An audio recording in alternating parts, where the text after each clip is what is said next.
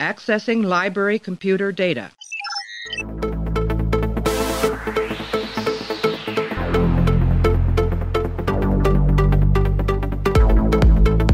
And to make sure that history never forgets the name Enterprise.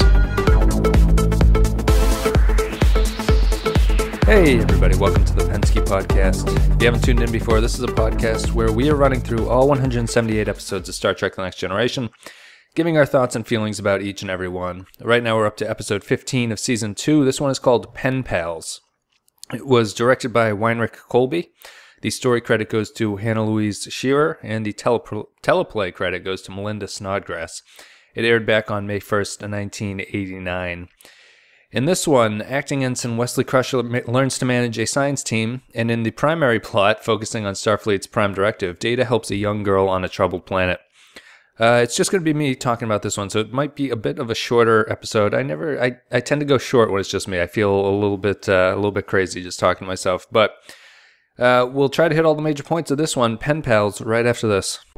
It is no longer a matter of how wrong Data was, or why he did it. The dilemma exists. We have to discuss the options, and please talk freely. There are no options. The Prime Directive is not a matter of degrees. It is an absolute. I have a problem with that kind of rigidity. It seems callous and even a little cowardly. Doctor, I'm sure that is not what the lieutenant meant, but in a situation like this, we have to be cautious. What we do today may profoundly affect the future. If we could see every possible outcome, we'd be gods, which we're not. If there is a cosmic plan, is it not the height of hubris to think that we can or should interfere? So what are you saying, that the Dremons are fated to die? I think that's an option that we should be considering. Consider it considered and rejected. If there is a cosmic plan, are we not a part of it? Our presence at this place, at this moment in time, could be a part of that fate. Right, and it could be part of that plan that we interfere. Well, that eliminates the possibility of fate. But, Commander, the Dremons are not a subject for philosophical debate. They are a people. So we make an exception in the deaths of millions. Yes. And is it the same situation if it's an epidemic and not a geological calamity? Absolutely. What about a war? If generations of conflict is killing millions, do we interfere? We're all a little less secure in our moral certitude. And what if it's not just killings? If an oppressive government is enslaving millions? See, the Prime Directive has many different functions, not the least of which is to protect us. To prevent us from allowing our emotions to overwhelm our judgment. My emotions are involved. Data's friend is going to die. That means something. To Data. Does that invalidate the emotion?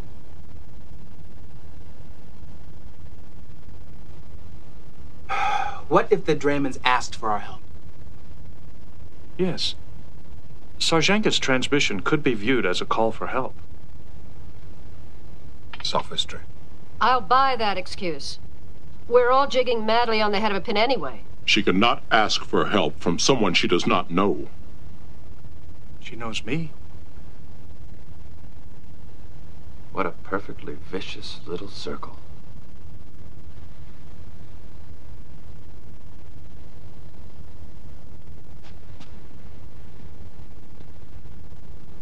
We are going to allow her to die, are we not?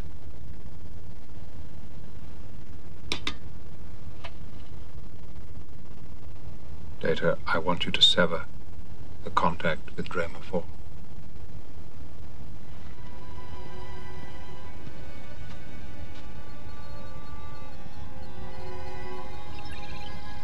Isolating frequency.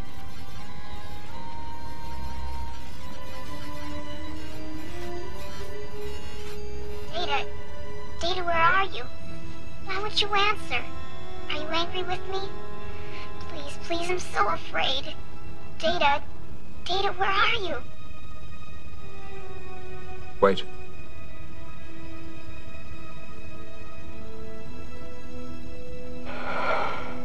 Data.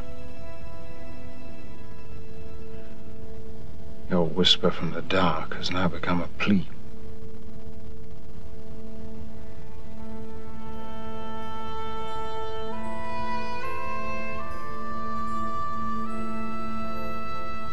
We cannot turn our backs. We're back. Hey, everybody. How's it going? So let's talk about pen pals. I think I'm going to start this one off just by saying that the AV Club, I think, summed up this one the best for me in their review. Zach Handlin he did a couple years ago. He went through every episode and actually did a written piece about every single one instead of just talking about it. A little bit more work, but he said that this episode exemplifies Star Trek at its best and its worst. And I think I agree with that. It's an episode I had trouble coming up with rankings for. I started off remembering it being, having a memory of it being terrible. And as I was watching it, I realized it wasn't really terrible. It wasn't all that bad. But then it slowly got worse as it went along. And just to start off with what I think the major problem is. So the story credit and the teleplay go to two different people. The story credit goes to Hannah Louise Shearer. The teleplay goes to Melinda Snodgrass. So Melinda Snodgrass actually wrote it, and Hannah Shearer came up with the idea for the plot. Melinda Snodgrass is obviously someone who is much more interested in the emotional core of stories, because she also did Measure of a Man, which is a pretty good episode that came out before this one. It's the one where Data is on trial to determine whether or not he is a sentient being with full rights and all that stuff, which is a very moral-centered take on Star Trek and sort of analyzing the ethics of things. And this Pen Pal script is sort of the same way. There's a lot of Prime Directive analysis. And the story is more traditional Star Trek, with sort of science-based solution to a problem that's presenting itself. In this case, it's the planet falling apart, and there's a girl on the planet who needs to be rescued, and that would violate the Prime Directive to rescue her. But Data wants to do it anyway, and then there's a whole lot of debates about whether or not this is the actual thing to do. So for, a quick plot recap, that's basically it. But so while the script is sort of going about this moral argument, the execution really isn't up to par with what you would want to come from it. And I think that's really the big problem here. I liked the ideas in this episode. I didn't like the way that they actually did it. It felt very ham-fisted, and I didn't think that the writing was really all that great. This episode probably has the most group meetings out of any episode that I can remember. And it has one really, really excellent one, has one really, really terrible one. The terrible one is Wesley, when the officers are deciding what to do with Wesley. Wesley has a plot line in this one where he sort of is given control of a project. He's turned into a project manager in the future, and he has to figure out what's going on with the planet. And the officers convene in the conference room to have a discussion about whether or not he's ready for it. I thought that scene was terrible. I don't really understand why they're pushing Wesley so hard. I don't understand why it takes virtually every senior officer on the ship to come up with a solution for this instead of just someone giving out the responsibility to Wesley on their own as sort of a minor thing, like how Riker says that he's in charge of Wes, which I don't really remember that happening, but I guess it does happen in the episode where he's made acting ensign. Riker says he'll take control of his learning experience or whatever. But I thought that scene was really awful. Some bad acting and some bad writing. Picard, or Patrick Stewart's the only one who manages to actually hold the thing together, as happens so often. I thought Pulaski was terrible. Her take on things, sometimes her take on things seems okay. And particularly in this episode, her take at the end seemed fine with what Data's decision ultimately was. But her decision for how to handle Wes seems to make less sense. Troy is bad in that one. Bad lines and bad acting. The terrible combination. Riker's fine. Worf's whatever. Geordi's whatever. And Picard is good. Better acting. Lines not really up to snuff. But the great scene that they have in this one is the Prime Directive debate in Picard's quarters. It's blocked really, really well. If you can really break apart that scene thematically, just how everyone is standing and how everyone is positioned in the room reflects their sort of mental state, where Picard is the center of everything. Worf is standing very rigidly. Data is silent to the side. Troy and Riker are more thoughtful about it, and they're sort of relaxed in their chairs. And Geordi and Pulaski are much more emotionally wrought by the decision and sort of undecided about what to do. And they are constantly standing and sitting, and they're sort of unable to get comfortable. It's really, really well blocked. The script is okay. At that point, it's a little ham-fisted. But the blocking there is some of the best direction I think the show has done to sort of relate what's on screen to what they're actually talking about thematically. It's really, really well done. So Weiner Colby, who would become a series regular for a director, really he earned his paycheck on that one. Sir, I feel it is important to determine the reason for... Come on, Data. Captain, your orders were to deliver the message, correct? Yes. Then what is the difference between sending the message and delivering it personally? A whopping big one, and you know it. Sir, we have come this far. In for a penny, in for a pound. Is that what you're saying, Mr. Data? Yes, sir. Oh, well.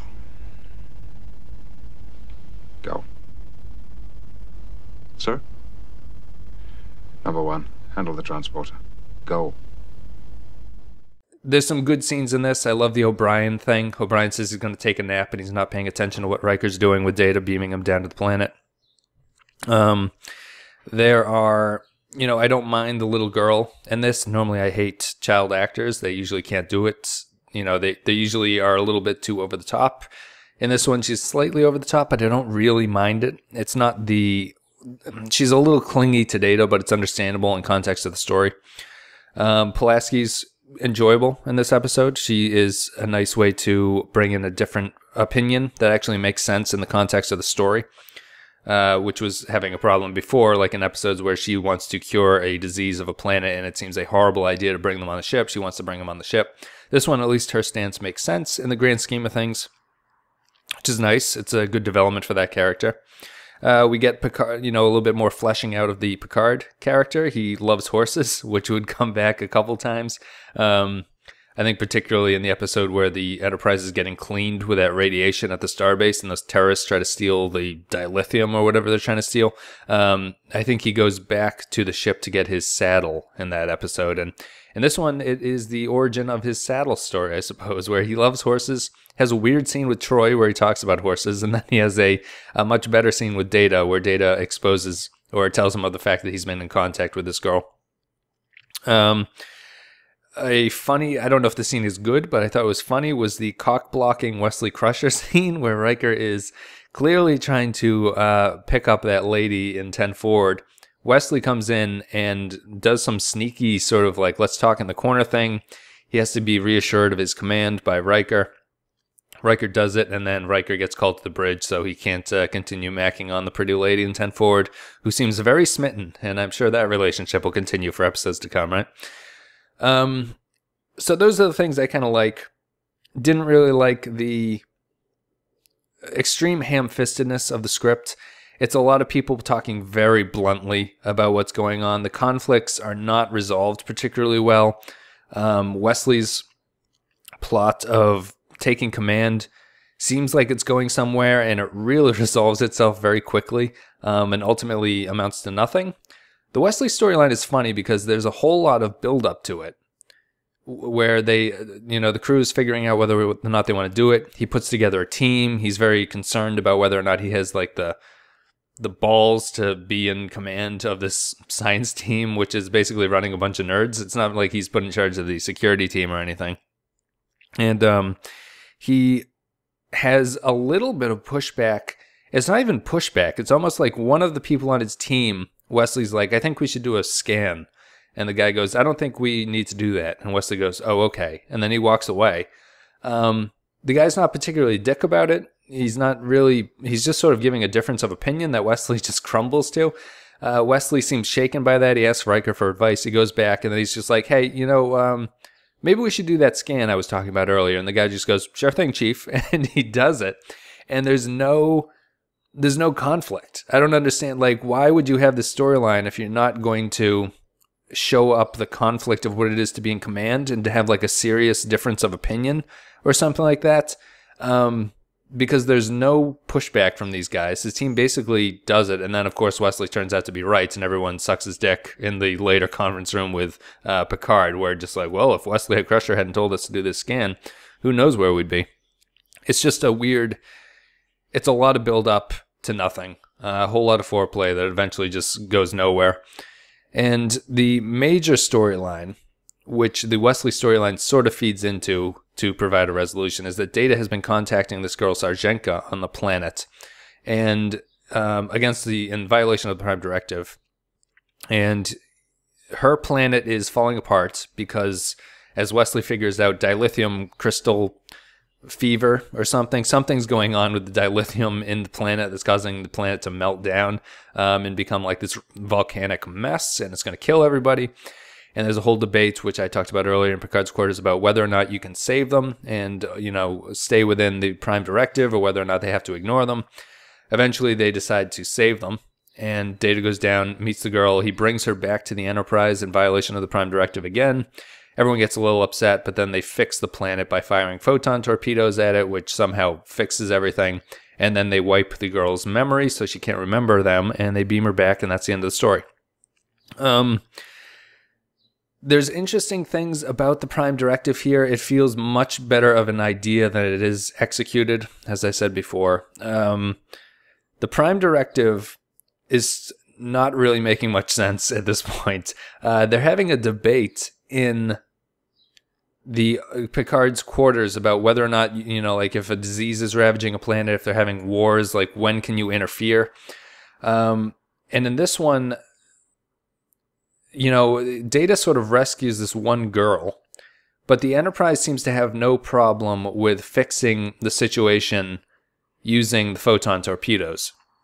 So I guess my main issue is I don't really understand what they consider to be interference. Like, if there's an argument that this is all fate and that Starfleet shouldn't be interfering with fate, which doesn't really make any sense at all. Pulaski keeps hammering the fate point, which does not seem to be what the show believes in, so I don't know why they keep stressing it.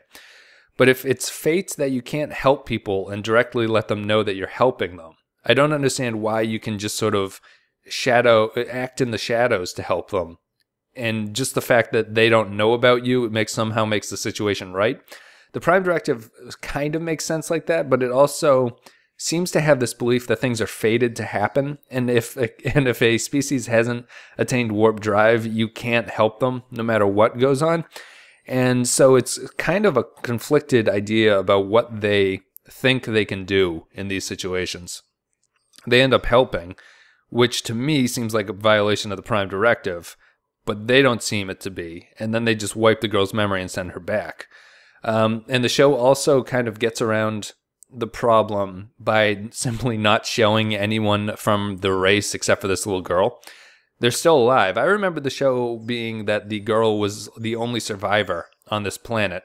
And as I was watching it, it was like, before I realized that she's actually down there with her family, I was like, oh, this is really, really dumb, a moral argument, because there's really no moral argument to save one girl that the Prime Directive would get in the way, because the Prime Directive seems to imply that you can't affect a society. And if I would argue that you can help a small amount of people, that wouldn't actually affect a society. I don't know where the cutoff point would be, but you could, rescue one person, set them on a starbase, and you haven't affected the development of their society. You've just taken one person out of it who was going to die anyway, so you've done a greater good.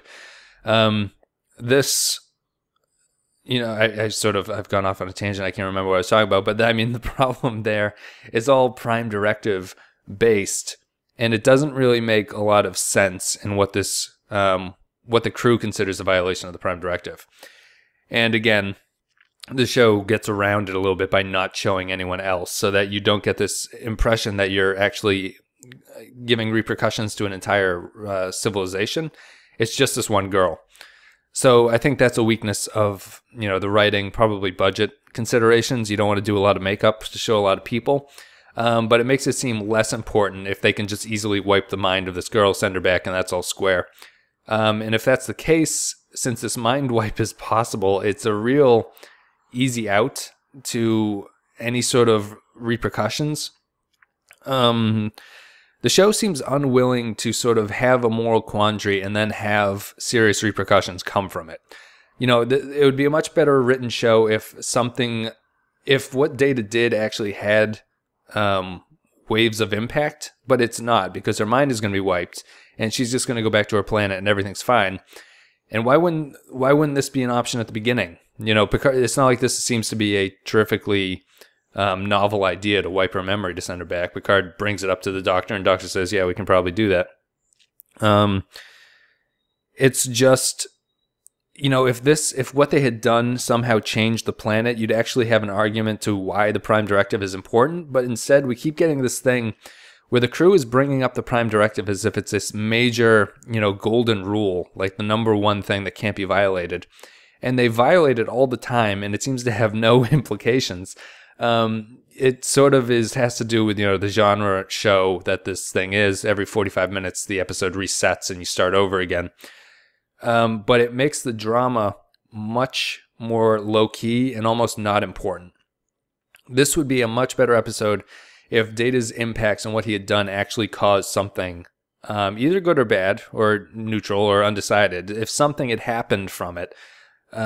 Instead, it's all for naught. It's a whole lot of debate about something that doesn't matter, and something that's just going to be wiped clean at the start of the next episode. And it's not even really a great argument for the Prime Directive. There's a lot of better ways I think you could frame this to actually expose the weaknesses or the strengths of the Prime Directive. And they don't really do that in this episode, and it's kind of disappointing. I came to apologize, sir. No apologies are necessary. You reminded us that there are obligations that go beyond duty. I appreciate your seeking other options, sir. Your decision could have been unilateral. One of my officers, one of my friends, was troubled. I had to help. Is Sajenka safely home? Yes, sir. She will not remember me, sir. But I will remember her. Remembrance and regrets, they too are a part of friendship. Yes, sir. And understanding that has brought you a step closer to understanding humanity. That's Pen Pals. It's a little bit better than I remember. It's not good. But, you know, it's kind of a hard episode to rate. I'll say that. I feel like this episode could have been really good. And instead it settles for something that's pretty mediocre, but not as bad as I remember it being. Not one I'd always want to watch, not one I'd show to anybody, but it has some interesting ideas hidden behind a whole bunch of garbage.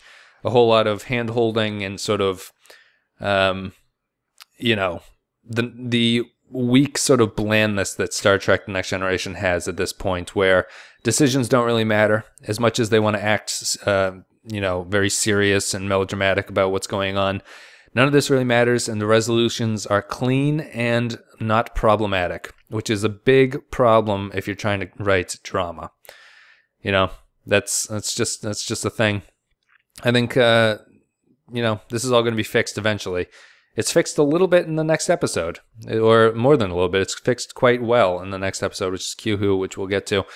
But let's get to a rating for this one. I was wondering, you know, thinking if this was a 3 or 2.